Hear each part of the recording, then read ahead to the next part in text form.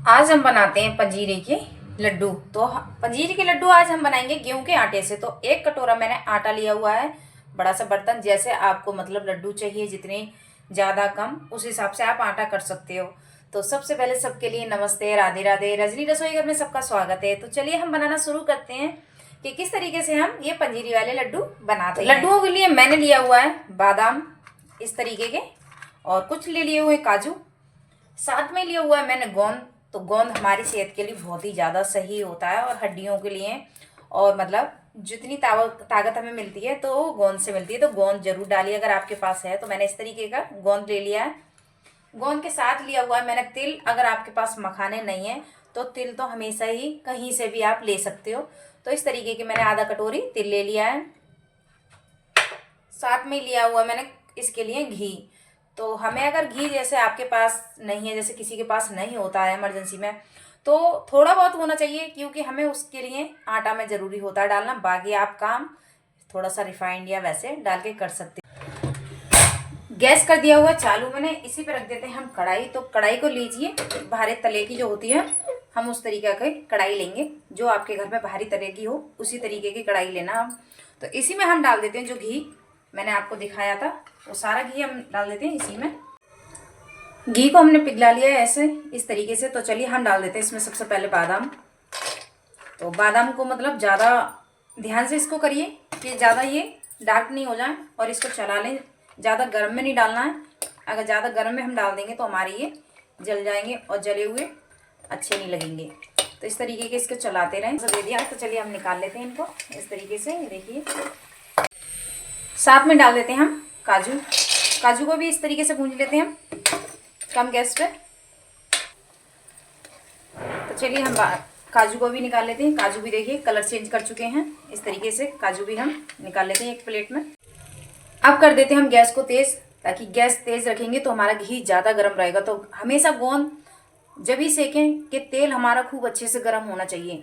तो देखिए तेल हमारा मतलब घी अच्छे से गर्म हो गया, तो मैं गोंद गर्म तेल पे ही इसको सेकूंगी और इसको चलाती रहूंगी इस तरीके से। ये देखिए, ताकि गर्म गैस पे अच्छे से सिक जाता है, ये टाइट नहीं रहता है। ये देख सकते हो आप। तो अब मैंने कर दिया गैस को कम। तो जितना भी हमने आटा लिया हुआ था वो आटा हम इसमें डाल देंगे और अच्छे से इसको भून लेंगे घी में। ये देखिए इस तरीके से। और जब तक भूनेंगे इसका कलर थोड़ा चेंज नहीं हो जाए, तो इस तरीके से इसको चलाते हुए हम इसको अच्छे से भूंज लेते हैं जब तक इसमें खुशबू नहीं आ जाए, थोड़ा सा कलर चेंज नहीं हो जाए। तो भूंजते भूंजते आप लोगों से सबसे हाथ जोड़ के विनती करती हूँ कि मुझे ज़रूर लाइक करिए और कमेंट में मुझे ज़रूर बताइए कि मेरी रेसिपी आप लोगों को कैसी लगती हैगी। मैं आप लोगों के एक लाइक के लिए परेशान रहती हूँ और एक कमेंट के लिए।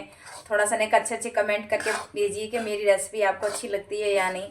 तो मैं उस तरीके से आपसे फिर से रेसिपी आप लोगों तक अच्छे से अच्छी पहुँचा पाऊँ और आप देख सको इसको। तो ये सर्दियों में लड्डू ज़रूर बना के खाएं आप घर में अपने बच्चों को, बड़ों को, और बड़े बूढ़े जो भी हैं उनको सबको दें। सर्दियों में बहुत काम। तो इस तरीके से आटा हमारा अच्छे से हमने भून लिया है। तो चलिए गैस को कर दिया हमने बंद और इसको निकाल लेते हैं हम एक थाली में। गैस को मैंने चालू कर लिया दोबारा से और फिर से इस पर कढ़ाई रख दी वही साफ करके। तो चलिए मैं लेती हूँ जिस कटोरी में मैंने आटा लिया था उसी कटोरी में मैंने लिया हुआ 1 कटोरी चीनी इस तरीके से, और इसी में डाल देते हैं हम आधा कटोरी पानी। तो हमें एक तार की चाशनी बनानी है इस तरीके से। ये देखिए, जब तक हमारी चाशनी बन रही है, जब तक हमने जो सारे मेवा वगैरह हमने घी में भूंजी हुई थी उसको हम जार में डाल के ददरा करके पीस लेते हैं। ज़्यादा में बारीक नहीं करना, सिर्फ ददरा रखना है हमें। तो सभी चीज़ों को मैंने इस तरीके से पीस लिया ददरा। अगर आपको नहीं पीसना है, जैसे जाल में मिक्सी नहीं है आप लोगों के पास, तो आप इसको बारीक करके काट सकते हो चाकू से, जैसा आपको चाहिए। अगर साबुत डालना चाहते हो साबुत डालिए, और ना इस तरीके का। तो मैंने तो ददरा कर लिया है क्योंकि मुझे ऐसे ही पसंद है। तो उसमें थोड़ा सा मिल भी जाएगा अच्छे से हमारे आटा में। तो चाशनी हमारी बनके तैयार हो गई है। मैं आप लोगों को दिखा सकती हूँ कि हमें किस तरीके की चाहिए चाशनी। ये देख सकते हो आप। ये देखिए एक तार की चाहिए हमें। तो चलिए गैस को कर देते हैं हम बंद। तो आटा में हम मिला लेते हैं ये मेवा, जो हमने सारी मेवा को दरदरा करके पीस लिया था इस तरीके के इसमें। और अब डाल देते हैं हम इसमें जो मैंने आपको तिल दिखाए थे, तिल भी मैं इसी में डाल देती हूँ इस तरीके से। और अच्छे से मैं इसको मिक्स कर लेती हूँ आटा के साथ। ये देखिए, अब इसमें हम डालते हैं जो चाशनी हमने बनाई हुई थी, उसको थोड़ा थोड़ा करके डालते हैं हम इसमें, इस तरीके से। ये देखिए, और साथ में हम मिलाते जाते हैं इसको इस तरीके से। ये देखिए, अब मैं करती हूँ इसको हाथों से मिक्स। ये इस तरीके से घी लगा लेती हूँ थोड़ा सा। ये देखिए, तो थोड़ा गुनगुना होना चाहिए हमारा ये, तो उसी हिसाब से हमें लगाना है कि थोड़ा गुनगुना होगा तो थोड़ा सही लग जाएंगे हमारे लड्डू ये। तो आप देख सकते हो ये मुट्ठी में बंधने के लिए तैयार हो गए हैं। ये देखिए इस तरीके से, और अच्छे भी लग रहे हैं ये एकदम से। ये देखिए, तो चलिए हम अच्छे से हाथों से इसको मिक्स कर लेते हैं बढ़िया से।